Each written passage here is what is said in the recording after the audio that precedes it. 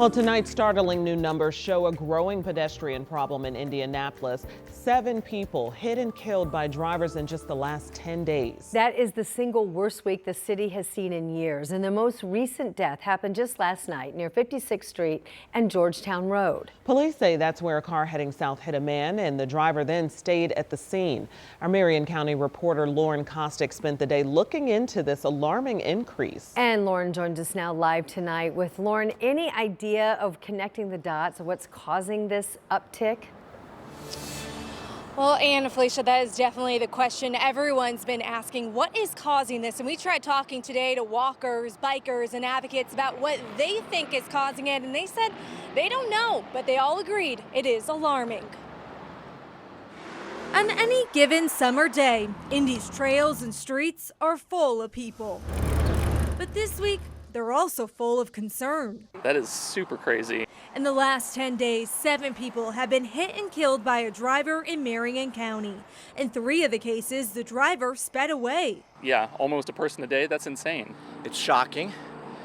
It makes you wonder, does something additional need to be done to improve safety? The numbers don't include all the close calls, like the one Mike Kane saw on 16th Street. She came across, and this guy stopped like right there. I thought he had her. Others not as lucky. 2 days ago, a 38-year-old mother was standing next to a car near Riverside when a reckless driver lost control and killed her.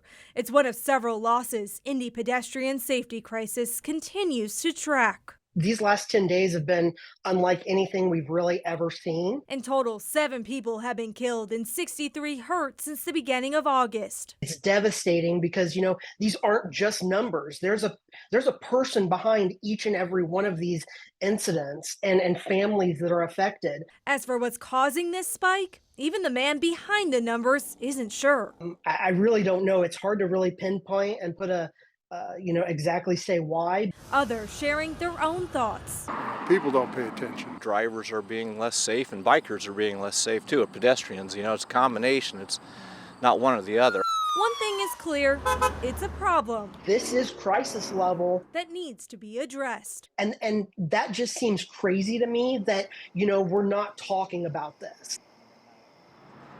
Now, just last week, the City Council approved a task force to create a Vision Zero plan with the goal of eliminating traffic fatalities by 2035, something Indy Ped Crisis does support, but they also want to see more short-term solutions to this growing problem. And Felicia?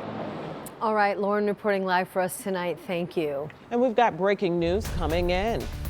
As Mayor Hogsett officially signs an executive order requiring every city-county employee to complete yearly harassment training. The mayor's office announced plans to sign that order last week, and this comes in wake of accusations from 2 women working for the city who claim a former chief deputy mayor harassed them while they did their job. And they not only work for the city, but they also work for Mayor Hogsett's campaign staff. So the order states that the annual training will take effect immediately, and employees must complete their first training before the end of the year.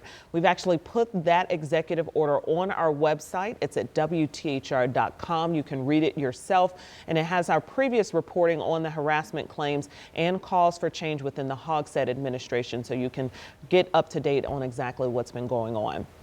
Well, tonight we're learning the names of 2 men shot and killed near Speedway, and this is an update to the breaking news that we first brought you last night at 5. The Marion County coroner identified one of the victims as 21-year-old Nathaniel Thomas. Someone shot and killed him near West Michigan and North Tibbs Avenue yesterday afternoon. Metro Police also found another man shot and killed in a neighborhood near West Michigan and Holt Road. Now, earlier today, the coroner identified him as 40-year-old Brandon Groves. Tonight, neighbors on the near northwest side of Indianapolis are worried about their safety after bullets ripped through 2 homes there. Our Rich Nye went back to the neighborhood today, and he shows us the bullet holes, which appear to indicate the shooter was targeting someone through a window. There are bullet holes in the screen of this open window. That window is right next door to a home daycare. The small space between homes makes it appear that someone stood at the window and fired shots into the house.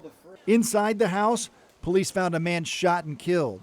Neighbors say the man was living here with his sister. This happened on the block with a ton of kids living on it. It raises some concerns of the safety and whether or not it's actually a safe neighborhood for kids, especially with a daycare really being right next to where it happened. Some bullets apparently went straight across the house and out the other side. There are bullet holes on the east side of the house and then bullet holes on the west side of the next house. Those bullets came through the wall of this house and through this couch.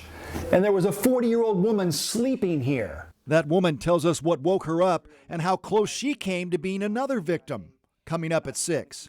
In Indianapolis, Rich Nye, 13 News. Thanks, Rich. And the owner of the daycare says she has between 6 and 8 kids at her home during the week. She told Rich that she's been concerned about recent activity at the house next door and was not letting the children play outside. The daycare was closed today because of the shooting investigation. A man is under arrest tonight accused of shooting another in Indianapolis this morning. Metro Police tell us that the shooting happened around 7 o'clock near I-465 and Ditch Road. That's on the north side. Officers said the victim was critical but stable when they arrived and now in the hospital. Detectives then found a gun and other evidence before making an arrest of the suspect. Investigators believe this was an incident of domestic violence. It was a cooler start as expected today. Temperatures this morning were in the 50s. We have a nice mix of sun and clouds and in the 70s right now. Indianapolis at 73. It's breezy again. Winds are north-northeast at 15. Dew point sitting at 50 degrees. We're going to use that as a gauge on how low the lows will go tonight. That will mean upper 40s and low 50s overnight. Evening forecast will be in the low 70s through 7 p.m., drop into the upper 60s by 8 o'clock. And as I mentioned, upper 40s and low 50s early tomorrow morning. Nothing to slow you down in terms of weather for that Wednesday morning rush hour. Lots of sunshine tomorrow afternoon. Highs back into the 70s. All right, thanks, Angela. Tonight we're learning what led Metro Police detectives to make an arrest of one of their own. IMPD Sergeant Javed Richards is suspended from the department following his arrest on 12 counts of child exploitation. Richards is accused of downloading and sharing videos of child pornography online.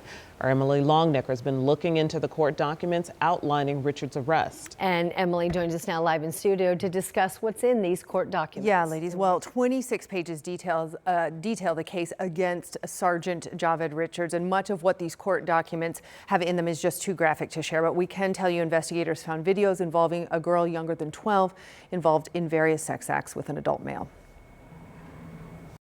According to charging documents, the videos, 12 of them, range in length from 15 seconds to 2 minutes. Court documents show the investigation against Richards started when detectives with IMPD's Internet Crimes Against Children got a tip from the National Center for Missing and Exploited Children that someone in Indianapolis was downloading and sharing child pornography. A week later, police say they got evidence the IP address linked with those videos came back to Sergeant Richards.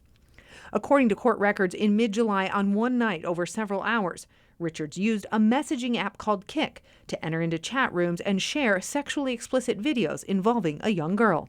Investigators say in some of the chats, code words like pizza and cheese pizza were used. According to police, those are slang terms used online by child porn distributors and collectors because the initials for cheese pizza are the same initials for child pornography. Police say when Richards was interviewed by police yesterday about having a Kik account, he told them he used to have one but didn't anymore, telling police, quote, "Whatever happened in that moment, whatever it was, is not who I am, right? It is not who I am." Now, Richards was suspended from IMPD yesterday pending recommendation of termination to the Civilian Police Merit Board. He is set to be in court Thursday morning on these charges. All right. Thank you, Emily. Tonight, 4 people between the ages of 16 and 19 are all facing official charges in the death of a 15-year-old boy. Someone shot and killed Latajon Phillips last Wednesday. His death was the first homicide of the year in Muncie. It was just hours ago now that the Delaware County prosecutor charged 4 teens with the death.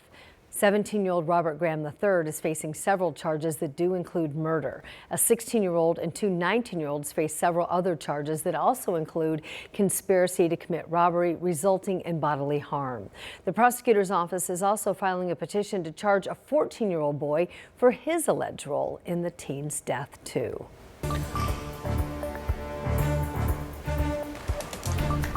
Well, filing charges in the accidental shootings of 2 children. That's what the Maran County prosecutor tells us he's now planning to do after the latest shootings over the weekend. And today our Anna Chalker got a chance to speak with him about his future plans and the charges that he's filed in similar incidents in the past. In the last couple of years, prosecutor Ryan Mears tells me he has charged at least 7 to 12 adults in cases where a child accidentally shoots themselves or someone else. And he says with these last 2 shootings on Sunday, if someone is arrested, he'll look to do the same. Mears says his office would look at 2 things: who were the adults responsible for the child and where the gun was stored. He would then charge the adult with neglect of a dependent.